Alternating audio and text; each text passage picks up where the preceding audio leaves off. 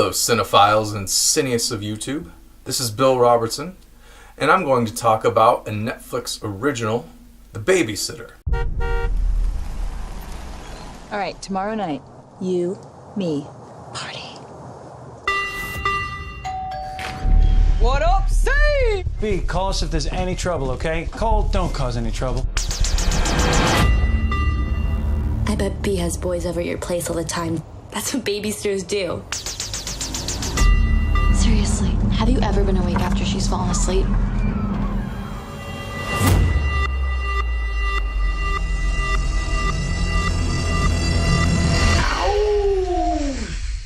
I love her.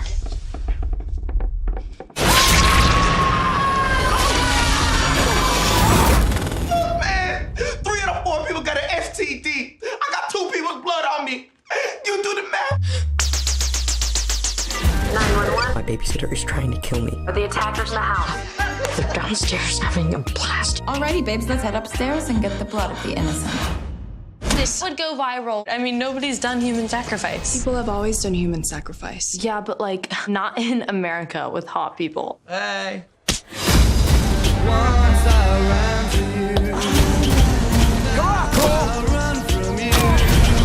Hi, Cole.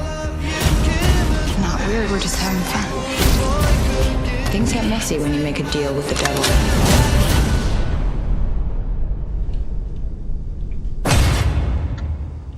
Why is he shirtless? That's your first question?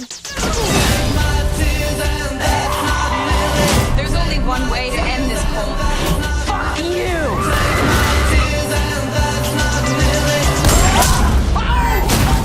Kitty, gone! Oh my god, he shot me in the boob! What kind of dick shoots a girl in the boob? You guys suck.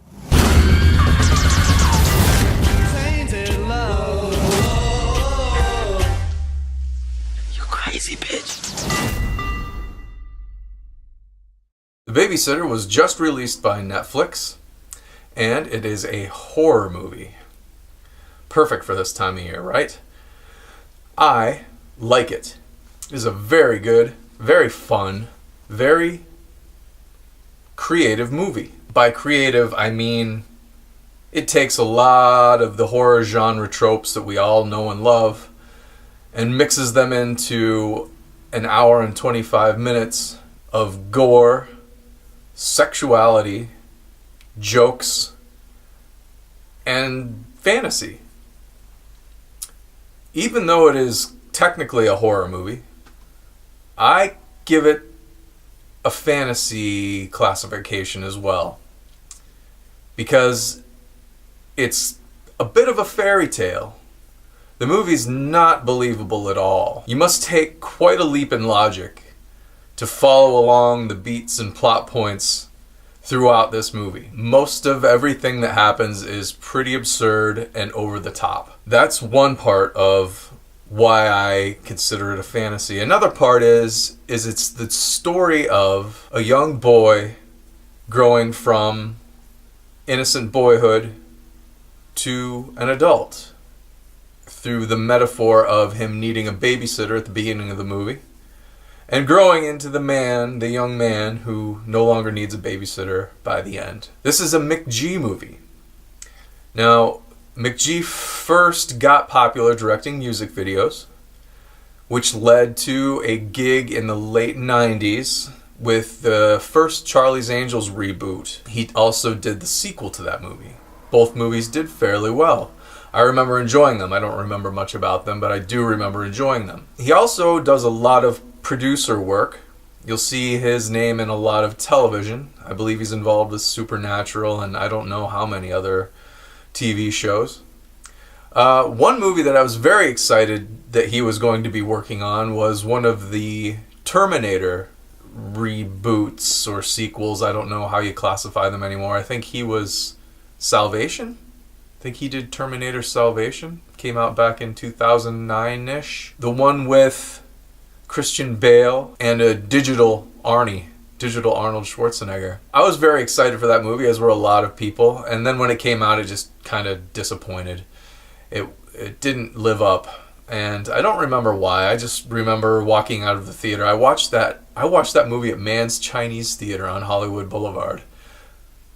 And I remember walking out of it just not happy at all, and that seemed to be what everyone was feeling after watching the movie. We were a little let down by McG at that point, and it felt like he kind of dropped out of the scene for a while. And now it's almost 10 years later, and here he is back again, I think. Back to his original strengths as a director, doing a short little self-contained, almost television episode length story. I think he did an excellent job directing this movie. The script for the movie was on the Hollywood blacklist for a long time, well, since 2014, and it was the top of the list of favorites of unproduced screenplays since 2014. Now, I'm not sure what the story is, but eventually it got picked up and Netflix had it made, and McG got to direct it, and this, I think, is my favorite Netflix produced movie so far. It's funny, it's touching, it's gory, it's romantic and sweet, it's scary, it's very fast-paced. Once it gets going, it does not slow down. It's full of surprises and fun, and I can't recommend it highly enough. If you have Netflix, it's available to stream. I don't believe it's coming out on video or in theaters anytime soon. So, if you're a Netflix subscriber, do yourself a favor and check out The Babysitter. 2 thumbs up from me. One more thing before I end this. Any of you out there who are independent, amateur, armchair filmmakers who just basically shoot little videos or movies and put them on YouTube and would like them reviewed, please send them to me. I would love to do a review. I do my own little shorts, my little short films. You can see some Savage Tales of Van Helmont if you go to my playlist section. And it's just a little goofy fantasy that I do with my friends when we have some spare time. There's no money, no budget involved. We just do it with whatever we can and hope for the best. And a few of them aren't too bad, if I say so myself. So please, if you are a indie filmmaker and would like a nice, honest, critical but not mean review, send it to me. I'm Bill Robertson. I'm giving The Babysitter 2 thumbs up. Please like, share, and subscribe, and I'll see you next time.